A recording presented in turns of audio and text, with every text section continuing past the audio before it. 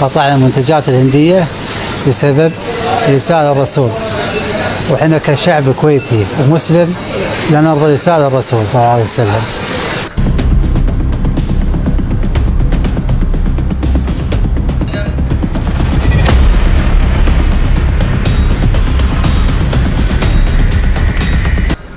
صراحة مقاطعة الهند هذا الشيء مفروض على كل مسلم وعلى كل دولة، لأن هذه تخص الرسول صلى الله عليه وسلم، واللي يخص الرسول يعم على المسلمين كلهم.